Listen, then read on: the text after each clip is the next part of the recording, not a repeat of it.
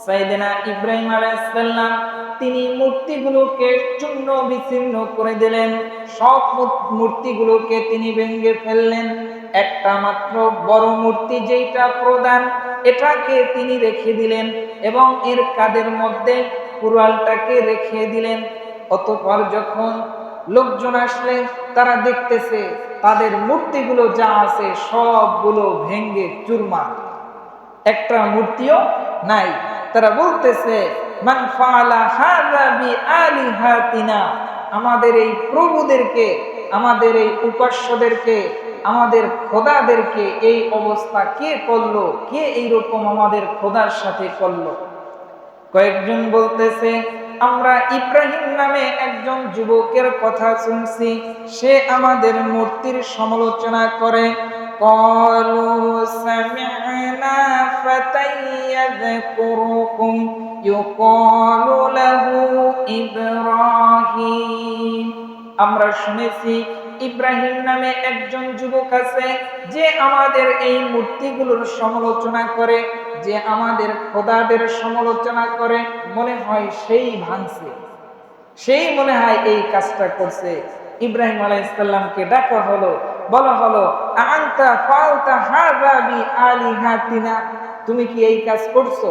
তুমি কি এই মূর্তিগুলোকে ভাঙছো? ইব্রাহিম আলাইহিস সালাম বলছেন কি জানেন? বলছে কাবীরুহুম হাযা, এই বড়টারে জিগাও। আরে এই যে বড় মূর্তি আছে, এই বড় মূর্তিটাকে জিগাও। কাবীরুহুম হাযা ফাসআলুহুম ইন কানু ইয়ানতিকুন, ওই যে বড় মূর্তিটা যে দাঁড়িয়ে আছে তাকে জিজ্ঞাসা করো কে ভেঙ্গেছে। যদি সে বলতে পারে তাহলে আমিও তোমাদের সাথে ঈমান আনবো, আমিও তোমাদের দলে যাব। সঙ্গে সঙ্গে সমস্ত মুশরিকদের মাথাগুলো নত হয়ে গেল। তারা বলল, ও ইব্রাহিম, তুমি তো জানো লাকাদ আলিমতা মা হাউলাই ইয়ানতিকুন, এই মূর্তিগুলো কথা বলতে পারে না, এটা তো তুমি জানো। সঙ্গে সঙ্গে ইব্রাহিম আলাইহিস সালাম বললেন যে এই তো পয়েন্টে এসেছো, যদি মূর্তিগুলো কথা বলতে না পারে তাদেরকে আমি কুঠার দিয়া পিটাইলাম, এই মাইর ঠেকাইতে পারে না, তার সামনে যেই খাবার থাকে, খাবার অন্যজনে ছিনাই নিয়ে যায়, সেই খাবারও সে রক্ষা করতে পারে না, তাহলে সে কিভাবে তোমাদের প্রভু হয়? সে কিভাবে তোমাদেরকে রক্ষা করবে? সুতরাং সে তোমাদেরকে রক্ষা করতে পারবে, সে তোমাদেরকে বাঁচাতে পারবে না। তোমরা যে মূর্তিগুলোর ইবাদত করো, লাত, মানত, উজ্জা, দেবী, দুর্গা, সরস্বতী, যা কিছু আছে, এগুলো তোমাদের বিন্দু মাত্র উপকার করতে পারবে না। প্যারে হাজরিন, তিনি যখন তার কওমকে এভাবে তিনি বুঝাইতে সক্ষম হইলেন যে আল্লাহ ছাড়া অন্য কোনো ইলাহ নাই, আল্লাহ তাআলাই সব কিছুর সৃষ্টিকর্তা, এবং তিনি সূর্যকে পূর্ব দিক থেকে উঠান, আবার পশ্চিম দিক থেকে অস্তমিত যায়, এগুলো যখন তিনি তার কওমকে বুঝালেন, তার কওম ইসলামের পথে চলে আসলেন। বলুন না সুবহানাল্লাহ। তিনি বুঝাইলেন যে এই যে মূর্তি, এগুলার কোনো ক্ষমতা নাই, এদের সামনে যাওয়া যাবে না, এদের কোনো শক্তি নাই, এরা কোনো কিছু দিতে পারে না। প্যারে হাজরিন, কিন্তু দুঃখজনক হলো সত্য, আমাদের দেশেও এই পূজা আছে না নাই, এই মূর্তি আছে না নাই, কিন্তু এই মূর্তির সামনে আমাদের সন্তান, আমাদের ছেলে মেয়ে, তারা এই মূর্তির সামনে যায়, এখানে গিয়ে নাচ গান করে, এগুলা দেখে। বলুন না নাউজুবিল্লাহ।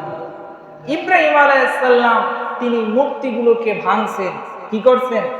ভাঙছেন, এবং তিনি প্রমাণ করে দেখিয়েছেন এগুলো সম্পূর্ণ শিরকি কাজ, এর কাছে যাওয়া যাবে না। কেউ যদি যায় তাহলে তার ঈমান থাকবে? কেউ যদি মূর্তির কাছে যায়, সেখানে গিয়ে সে যদি মনে করে যে এর শক্তি আছে, তাহলে সম্পূর্ণ সে শিরক করলো, তার মধ্যে ঈমান থাকবে না।